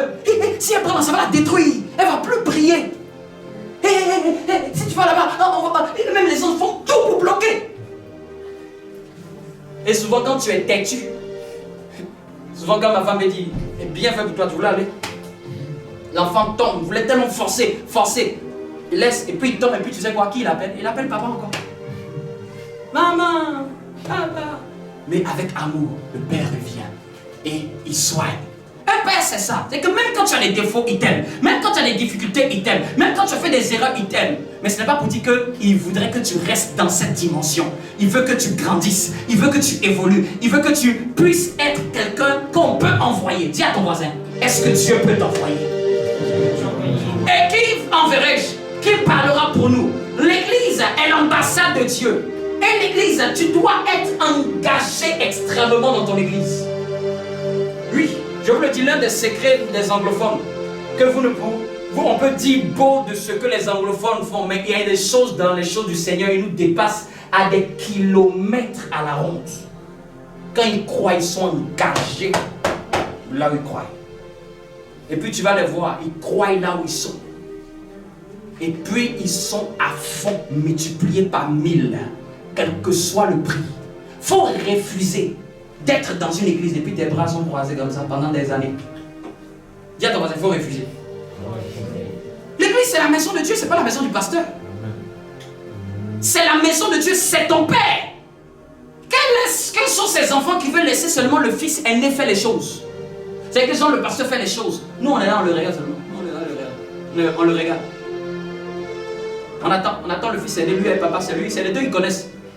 C'est les deux, ils savent ce qu'ils font. Vous comprenez un peu? Ah, et puis les autres enfants du même père là, regarde. Ah, c'est papa, il parle des choses qu'on ne comprend pas. Il parle d'argent, il parle de projets. Et puis les autres, ça te fait pas mal que ce soit papa qui peut parler des grandes choses avec le fils aîné. Et puis toi, tu es là, tu observes seulement de loin. On donne l'héritage à qui? À un enfant ou à un fils? Ah. Est-ce que l'enfant n'est pas prédestiné à être héritier? Mais qu'est-ce qui fait qu'on ne lui donne pas l'héritage? Même en France, on ne donne pas un héritage à un enfant. Même s'il est mineur et qu'il est héritier de milliards, on ne va jamais lui donner une carte bancaire. Ah, la nature ne nous enseigne-t-elle pas? Donc c'est pour ça que tu dois être obligé de faire quoi? Grandir dans la foi. Et papa va te dire à 18 ans, la conseillère va te dire, hey, viens prendre ta carte. Fais les dépenses que tu veux. Parce que tu es maintenant légitime pour jouir de ton héritage. Mais tu veux voir les enfants de Dieu. Seigneur, ça t'appartient, cet argent que tu demandes là. Mais tu es encore trop mineur dans la foi pour qu'on te donne toute la responsabilité. C'est pour ça qu'un chrétien doit chercher à grandir dans la foi. Tu dois chercher à grandir. Ceux qui grandissent prennent l'héritage. Ceux qui grandissent s'accaparent de ce que papa a laissé pour eux. Ça devient une conséquence.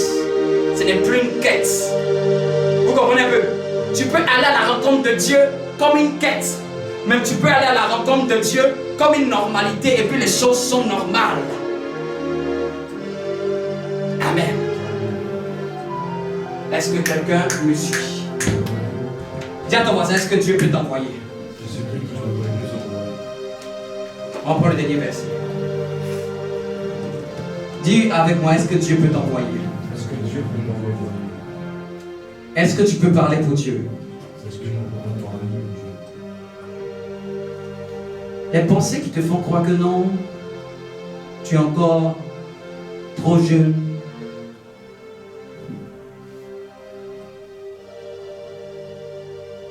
Et que tu ne peux pas avancer. Ézéchiel 22:30. Et que tu ne peux pas parler pour Dieu. Il a dit, qui enverrai-je et qui marchera pour nous?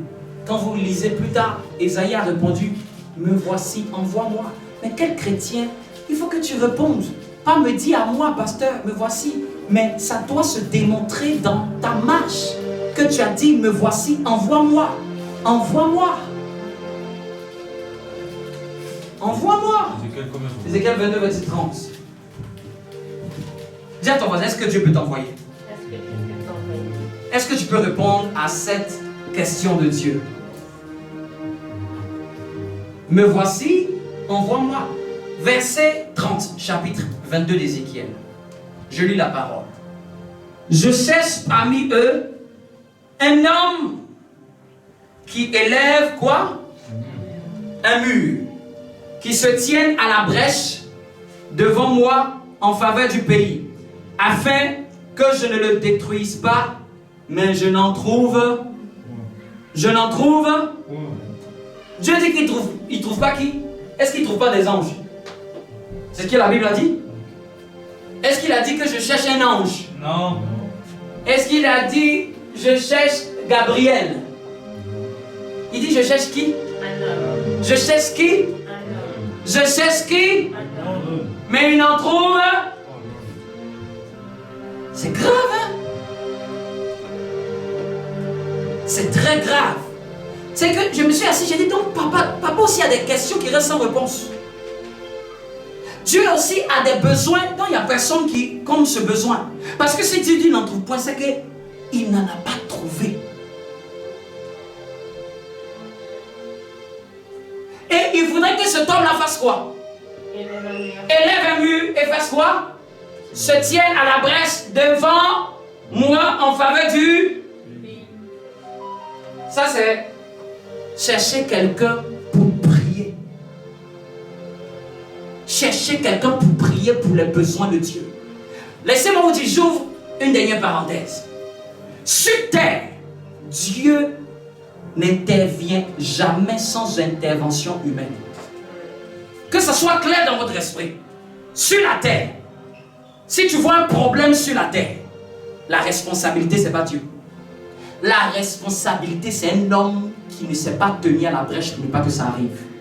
Parce que la terre a été confiée comme gestion aux hommes. Dieu en est le propriétaire, mais le gestionnaire, c'est les hommes. Si je te donne un compte et je dis tu es le gestionnaire, c'est le gestionnaire qui gère le compte. C'est lui qui gère les transactions. Donc sur la terre, là, laissez-moi vous dire, Dieu n'intervient pas. Ou excusez-moi du terme, Dieu n'agit pas sur la terre. Ça peut te choquer. Dieu n'agit pas sur la terre. Dieu réagit sur la terre. Dieu agit proportionnellement à l'action d'un être humain sur la terre. C'est quand nous louons, nous adorons que Dieu descend. Sinon tu vas voir, il va rester là où il est. Parce que Dieu n'a besoin de personne pour être glorieux. C'est la terre qui a un problème, ce n'est pas le ciel. Lisez l'Apocalypse. L'Apocalypse dit, louange, les anges louent. Oh, salut dans le ciel, mais malheur à la terre. Et que la première fois où les anges ont dit, enfin, ce gars-là a quitté le ciel. Et puis ils disent, la terre, c'est chaud sur vous, hein? Depuis plus de 2000 ans, les Gabriels ont dit, vous êtes dans pain, comme on dit. Donc, pour qu'on vienne descendre là, il faut que quelqu'un se tienne à brèche. La brèche, c'est quoi? Quand il y a une muraille et que l'ennemi fait un trou, ce trou-là est appelé en guerre la brèche, la faille. C'est par la brèche que l'ennemi entre. Donc, quand Dieu utilise ce langage militaire, je cesse un homme qui va venir se placer là où il y a le problème et qui va se tenir devant moi pour que j'intervienne dans cette situation. Mais je ne trouve pas. Dans ta famille, on ne trouve pas. Il y a des difficultés dans ta famille, Dieu ne te trouve pas pour prier. Il y a des combats dans ta famille, dans ta vie, Dieu ne te trouve même pas en train de prier pour ça. Il y a des circonstances qui se passent, tu restes et tu te tais. Dieu veut agir, mais il ne trouve pas quelqu'un pour agir. Il ne trouve pas quelqu'un pour se dire, Seigneur, guéris cette soeur. Tu vas voir, la maladie va l'emporter.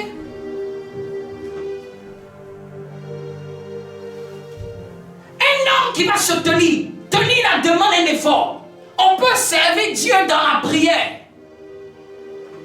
La Bible parle de la prophétesse Anne qui servait le Seigneur dans le jeûne et dans la prière. Prier en faveur d'eux. C'est ça la dimension de la plus grande prière. Tu pries en faveur d'eux. Tu pries pour les choses que Dieu peut te mettre à cœur. Un jour, on disait, une catégorie de chrétiens est en train de prier. Il dit, Seigneur, nous, on n'en va pas prier pour nous, mais on veut prier tes prières. Et pendant qu'il priait, un reçoit. Je vois un homme de Dieu qui est en Chili. Il a des problèmes avec lui, sa famille. Commençons à prier. Il ne connaissait même pas la personne. Priez pour telle personne. Je reçois une femme dans le monde a tel problème pour accoucher. On commence à prier. Ça aussi, Dieu cherche des gens. Mais aujourd'hui, quand il dit prière, les gens, on dirait, c'est comme si tu les as frappés. C'est comme si tu vas les donner une corvée. Bien aimé, que la prière devienne pour toi un plaisir et non une corvée. Amen. Je prie que cela soit ton partage. Quand on dit prier, les chrétiens peuvent rester scotchés pendant 6 heures devant des séries. Mais quand on dit on va prier des heures, comment on dit pourquoi les heures que tu passes là devant la télé là, tu n'es pas capable de les reproduire devant la prière? Non, comme s'il y a des gens et puis toujours vouloir distribuer les prières aux gens. Prie pour nous. Prie pour nous. Je vous ai dit dimanche dernier, jamais quelqu'un entre dans la salle de musculation et puis lui il fait les abdos et puis toi tes abdos se gonflent. Ça c'est une utopie. Hein? Vous avez déjà vu ça? Toi tu as arrêté, tu le regardes et puis il fait comme ça. 1, 2, 1, 2. Et puis c'est toi tes biceps ça commence à se gonfler. Vas-y, fais pour moi, fais pour moi. Ah. Vous commencez à comprendre qu'il y a certaines dimensions là. On peut t'aider, on peut te pousser. Quand ta voiture est le moteur a calé là, on peut te pousser dans la prière. On peut t'encourager, on peut t'exhorter. Qui roule après? Qui roule après? Qui roule après? Qui roule après? Ah. Tu toujours te pousser pour aller des kilomètres. T'as déjà vu? Celui qui fait ça n'est pas encore né en tout cas. Vous voyez-vous rigoler? Parce que c'est sérieux. On peut te pousser parce que tu as calé. C'est dur. On peut même t'aider à rouler. T'aider à apprendre à rouler. Te dire ici, ça c'est le frère Amen. Parce que tu ne sais pas encore. On peut même te dire, viens dans notre voiture, on va rouler ensemble. Tu vois comment on fait. Mais après, quand tu vas voir la tienne, c'est toi qui vas rouler. Ta destinée là, tu vas l'enfanter quand tu vas prier. Arrête de penser que non, c'est pas magie. Souvent, quelqu'un disait, souvent les chrétiens, ils pensent que un jour comme ça, bizarrement, et puis il y a une bonne nouvelle qui va venir comme ça. Genre, ils vont rien faire. Et puis tout va se décanter dans leur vie. Tout. C'est comme si. Souvent, tu n'as jamais rêvé ça. Ouais, si tu n'as jamais rêvé ce qui n'est pas sur la terre, c'est comme si tu vas te réveiller un matin, comme s'il y a des choses comme ça, ça va se bouger comme ça d'un coup. Tu dis ça, c'est un rêve. Amen. Mais le vrai rêve, c'est ce qui t'empêche de dormir jusqu'à son accomplissement. C'est-à-dire que tu crois en ça, mais tes genoux sont par terre, radapaya, parce que tu crois que les choses vont bouger. Donc tu te donnes les moyens, ta foi se manifeste dans tes œuvres. Tu crois que les choses vont aller de l'avant, tu crois que ça va se décanter, et tu te donnes les moyens de pouvoir enfanter ça dans la prière. Aujourd'hui, les gens n'aiment pas la prière. Les gens n'aiment pas la prière. Les gens aiment ce qui attire, ce qui frappe aux yeux. Je vous le dis, quand tu pries, Dieu intervient. Quand tu pries, Dieu intervient. Et Dieu veut intervenir, mais il dit, trouve personne. Non, le problème de Dieu, c'est pas lui. C'est un homme qui ne trouve pas. C'est dans ta famille. C'est pas Dieu qui est le problème. C'est toi qui ne trouves pas. Est-ce que tu sais que si tu es celui qui prie le plus dans la famille, c'est toi qui vas porter le fardeau de plusieurs? C'est toi qui vas être le plus combattu, mais c'est toi qui es censé apporter la lumière. On ne combat pas ceux qui sont dans les ténèbres. On combat ceux qui viennent avec le feu. Eux, ils intimident Satan. Amen. Qui va prier? Qui va se mettre à la brèche? Qui va élever une barrière, un mur, pour dire stop, ça suffit. Pour dire stop, il faut que ça change. Pour dire non, ça suffit, ça a trop duré cette situation. Pour que Dieu fait. Mais Dieu dit, il n'en trouve pas. Donc il y a des choses que Dieu cherche. Est-ce que tu peux te lever à clamer pour le Seigneur?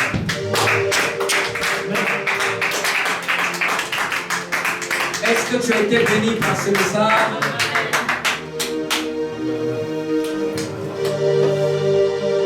Tu vas prier. I surrender. Tu vas prier et tu vas dire que tu veux répondre à son envoi. Tu veux être envoyé par lui. Tu veux être utile à son œuvre. Toute personne qui est membre de cette église, tu dois devenir l'élément le plus actif de cette église. L'élément le plus actif. Tu vas voir, ta vie ne sera jamais comparable à celle des autres. Moi-même, j'en suis le fruit. Dieu ne m'a jamais laissé tomber. J'ai peut-être perdu mes parents très tôt, avant même d'avoir 18 ans. Mais Dieu ne m'a jamais abandonné. Jamais. Et puis, il n'y a aucune tristesse dans mon cœur. Aucune. Restaurée, guérie. Aucun. Il y a des gens qui peuvent perdre une personne, ils ne se relèvent plus jamais. On a connu des footballeurs qui ont perdu mes mêmes parents. Ils n'ont plus jamais accompli leur destinée. Amen. Ma force là, c'est sur Dieu. Amen. Prie le Seigneur, prie le Seigneur, prie le Seigneur, prie le Seigneur. Les tobaras, qui les brise. Les totoches, qui les brani, qui les brise. Les besodobobobo. Les tebahande repesoto. Les pépés, qui les brani là-bas. Demande au Seigneur que tu veux être utile à son œuvre. Je veux être utile à ton œuvre. Je veux être utile à ton œuvre. À ton œuvre, à ton œuvre, à ton œuvre. Je veux être utile à toi. Élève la voix et prie, élève la voix et prie, élève la voix et prie. Je veux être utile à toi, Seigneur. Leto tai te beira. Leto plante de besti de panda la bande. Je veux servir à tes intérêts. Je veux marcher pour toi. Je veux marcher pour toi. Je veux marcher pour toi. Je veux marcher pour toi. Je veux être cet homme que tu recherches. Je veux être cette personne que tu recherches. Oui, vas-y, élève la voix. Élève la voix et mets-toi à prier. Oui, nous avons parlé d'un homme qui se tient à la brèche. Peut-être ta famille compte sur toi. Ta maturité dépend de la vie de plusieurs. Peut-être tu ne te vois pas, mais il y a plein de personnes qui comptent sur ta progression, qui comptent sur ta relève, qui attendent ta réussite pour entrer dans la réussite. Il y a des gens qui attendent ta lumière pour être éclairée. Il y a des gens qui attendent ton élévation pour être aussi bénis. Ne pense pas qu'à toi seul. Regarde, il y a des gens derrière toi. Il y a des familles derrière toi. Il y a des enfants derrière toi. Il y a des jeunes derrière toi. Des gens que tu peux aider dans la foi. Des gens que tu peux encourager. Des gens pour lesquels tu peux prier. Des gens que tu peux libérer. Des gens que tu peux annoncer le Christ. Il y a des gens qui attendent. Ne faiblis pas au moment de la détresse. Parce que ta force ne sera que détresse. Tu es bien plus fort que ce que tu le penses. Tu es bien plus forte que ce que tu le crois. Tu n'es pas limité. Ne te laisse pas avoir par les limitations du monde. Ne te minimise pas. Ne te minimise pas. Ne te morfonds pas sur ton sort. Ne t'abats pas. Ne reste pas abattu. Avance. Avance. C'est le temps d'avancer. C'est le temps d'avancer. C'est le temps d'aller en eau profonde. C'est le temps d'aller de l'avant église. C'est le temps d'aller au niveau supérieur. C'est le temps de monter à la dimension qui nous est réservée. C'est le temps d'entrer dans la deuxième phase. Les choses qui doivent s'accomplir de cette église. C'est le temps de prendre le flambeau. C'est le temps de dominer. C'est le temps de régner. C'est le temps d'impacter. C'est le temps d'agir pour Dieu. C'est le temps de se consacrer. C'est le temps de se préserver. C'est le temps de se mettre en plat pour Dieu. C'est le temps de jeûner. C'est le temps de crier. C'est le temps d'implorer. C'est le temps d'appeler la grâce. C'est le temps de se mettre à l'écart. Loin des bavardages. Loin du péché. Loin du mal. Loin de la distraction. La distraction du monde. Le monde est distrait. Mais enfant de Dieu, ne sois pas distrait. Mais enfant de Dieu, ne sois pas distrait. Le monde est perdu. Le monde est perdu. Le monde attend ton salut. Le monde attend ton salut. Le monde attend ton salut. Le monde attend ta relève. Ta relève. Ta relève. Ta relève. Ne reste pas endormi. Ne reste pas sur place. C'est le temps de ne pas discuter avec l'Esprit de Dieu. C'est le temps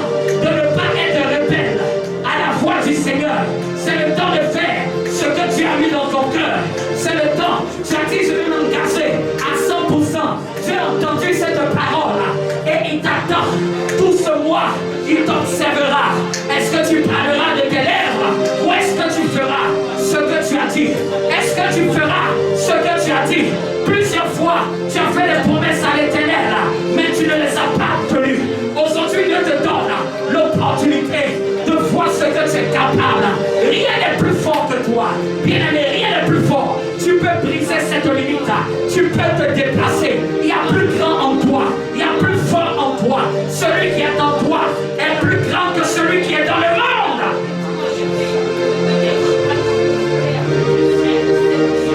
C'est le temps d'œuvrer pour l'Éternel. C'est le temps qu'une jeune armée se lève. C'est le temps que, oh, nous allions, oh oui, de l'avant. C'est le temps même pour que nous puissions passer à la phase où même nous allons quitter même ce lieu. C'est le temps même. Oh oui, parce qu'il me l'a dit ce matin. Oui, prépare. Parce que vous ne tiendrez pas longtemps ce lieu. Vous ne tiendrez pas longtemps ce lieu. Œuvre, dis-le. Ésaïe même dit, Seigneur, il y a encore même des chaises où il n'y a pas de gens assis. Mais j'aime le Seigneur. Je n'attends pas de voir pour parler. Mais je préfère être dans le contraire de ce que je vois et annoncer la directive du Seigneur. Oui, prépare-toi, car vous allez bientôt quitter ce lieu. Prépare-toi, œuvre, car vous allez bientôt quitter ce lieu. Non, même dans ta tête, ne pense pas qu'on est en train de s'éterniser ici. Dans ta tête, dis-toi qu'on est en train de passer. Parce qu'un autre lieu nous attend. Une nouvelle destination nous attend. Mais Dieu compte sur ton œuvre. Dieu compte sur ton engagement. Dieu compte sur ta persévérance. Dieu compte sur ta diligence. Dieu compte sur ta discipline. Dieu compte sur ton abnégation. Dieu compte sur ta capacité à refuser la paresse, à refuser la mollesse, à refuser la tiédeur, à refuser la crainte, à refuser la peur, à refuser l'angoisse, à refuser la timidité, mais à t'embraser du manteau de feu, du manteau de grâce, du manteau de la discipline, du manteau de la rigueur, du manteau du travail, du manteau de l'exemplarité, de l'honnêteté, oh, de la fidélité, oh oui, de ce manteau-là.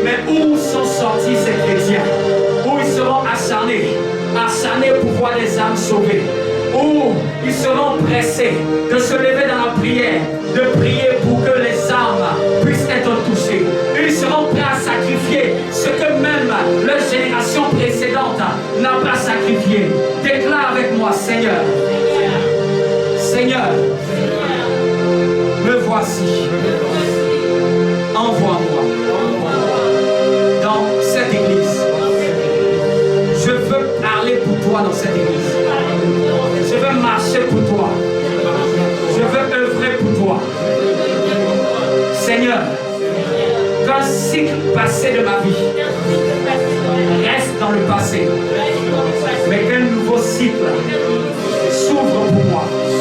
Un nouveau chapitre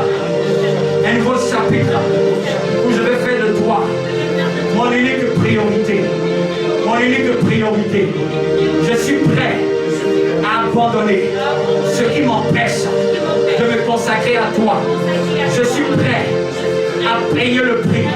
Je suis prêt à suivre, à me soumettre, à marcher avec humilité de cœur. Je suis prêt à travailler avec acharnement pour les intérêts de ton royaume dans cette église. Je veux être reconnu comme un gagnant d'âme, comme un élément important du royaume. Que parmi tous les chrétiens sur la terre, que je sois compté parmi les grands travailleurs, parmi les grands qui sacrifient, parmi ceux qui payent le prix à un niveau excellent. Seigneur, moi et ma maison, nous servirons l'Éternel. Si les gens ne veulent pas te servir, moi je te servirai. Quel que soit le prix, je suis prêt à l'accepter. Quel que soit le prix, je suis prêt à l'accepter. Je sais que ce ne sera pas facile, mais peu importe, tu as payé plus grand que ça. Peu importe, tu as connu plus grand que ça. Tu as souffert plus que ça. Seigneur, ma vie, à quoi sert-elle si elle ne sert pas tes intérêts? À quoi sert ma vie si elle ne sert pas de tes intérêts? À partir d'aujourd'hui, je veux me soucier des intérêts du Seigneur, des intérêts du Seigneur, des intérêts de cette église, des missions de cette église, des œuvres de cette église, des programmes de cette église. Je veux être un élément important de l'œuvre de Dieu. Je veux qu'au ciel, que les anges disent, on ne peut pas le faire sans lui. On ne peut pas le faire sans lui. Il est trop important. Elle est trop importante. Seigneur, s'il y a une chose dont je veux me vanter en cette saison, c'est de travailler pour toi de manière infatigable. Je sais que tu es ma force. Je sais que tu me donnes la force d'atteindre mes objectifs. Au nom de Jésus. Au nom de Jésus. Au nom de Jésus. Tourne-toi. Tourne-toi. Donne face au mur. Lève la main vers ce côté. De ce côté.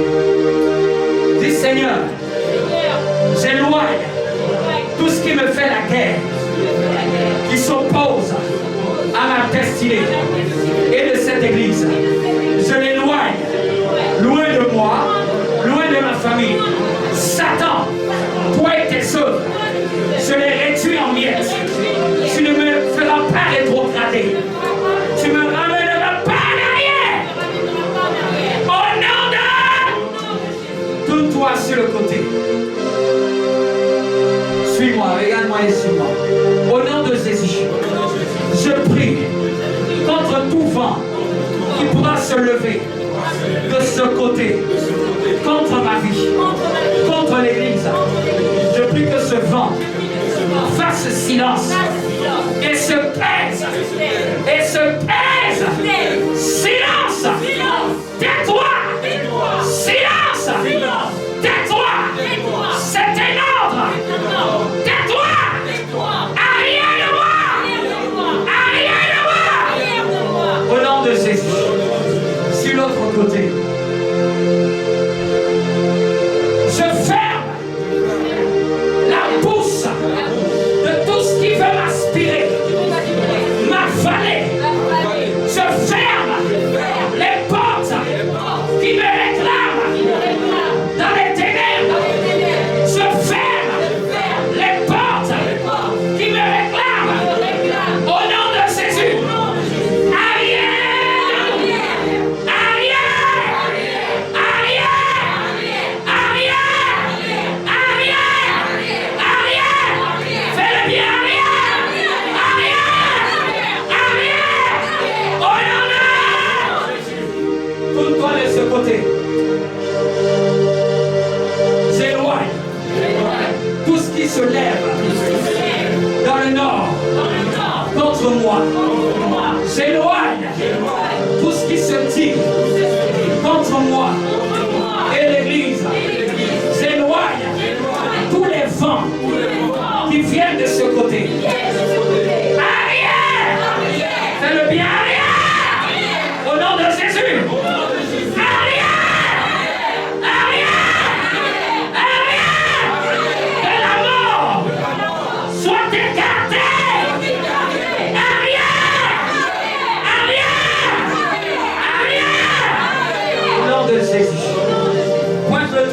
ciel. De la même manière, j'ai le doigt pointé vers le ciel. Que le troisième ciel s'ouvre dans cette église. Une nouvelle ère. Une nouvelle ère. Une nouvelle saison. Un vent nouveau. De la même manière que ça touche l'église, ça touche aussi ma vie. Ciel, ouvre-toi. Ciel, ouvre-toi. Fais le bien, ciel. Ouvre-toi. Porte. Porte. Élève tes rideaux. Porte. Porte. Porte. Élève tes rideaux. Que la grâce fasse son entrée. Que la saison de gloire fasse son entrée. Que la saison de conquête fasse son entrée. Pointe le doigt vers la terre. Au nom de Jésus, je marche à déplacement sur tous les serpents, sur tous les scorpions qui s'opposent à la destinée de cette église et à ma destinée. Je réduis à miettes. J'écrase. Fais le bien, j'écrase. Tout ce qui se lève de la terre contre moi. Je décrète que la terre s'ouvre contre tous ceux qui en veulent à ma destinée et à la destinée de cette église. Que la terre s'ouvre et qu'elle avale tout ce qui veut ma destinée. Au nom de Jésus, j'écrase. Fais le bien, j'écrase. Tout serpent, tout scorpion qui veut m'attaquer. Éloignez-vous. Au nom de Jésus, déplace-toi dans la salle et prends place. Mais ne reste pas arrêté.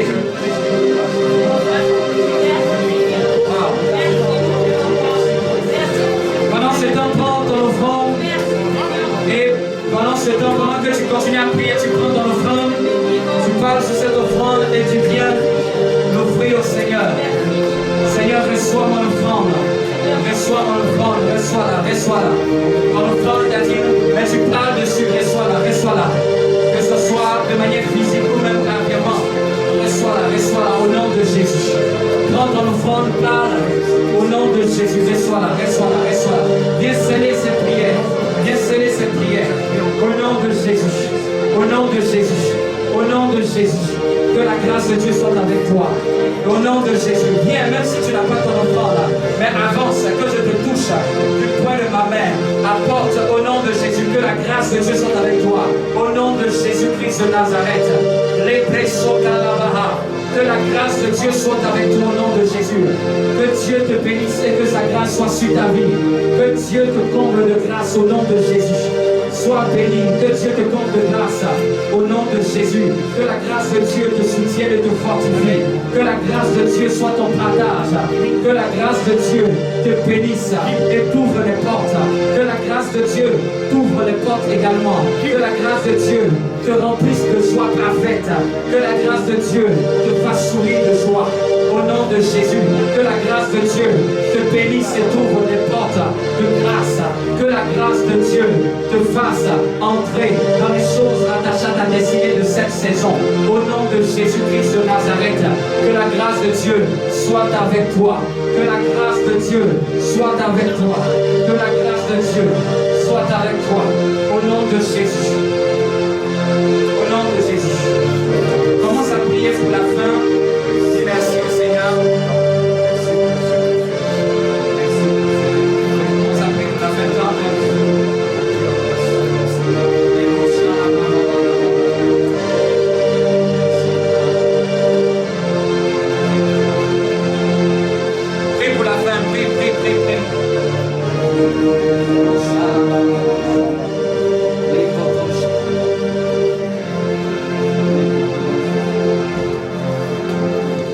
Amen, amen. Est-ce que nous pouvons acclamer le Seigneur qui a été béni aujourd'hui? Qui a été béni aujourd'hui? Amen. Amen. Seigneur, je te rends grâce pour ce temps, papa. Merci encore pour ce que tu as déposé dans notre cœur, Père. Seigneur, notre prière, c'est que nous puissions nous investir davantage pour toi, papa. Donne-nous, Seigneur, d'œuvrer pour toi, Père, au nom précieux de Jésus. Père, je prie encore pour cette nouvelle dimension dans laquelle, Père, tu veux faire rentrer Nation Sainte, notre Église, papa. Je prie que ta main soit toujours sur cette Église, papa. Que ton esprit encore, Seigneur, conduise nos pas au sein de cette Église, papa. Et sois glorifié au nom de Jésus. Acclame Dieu. No, no, I get up. No, no, no, no, I give up. No, no, can't deny that.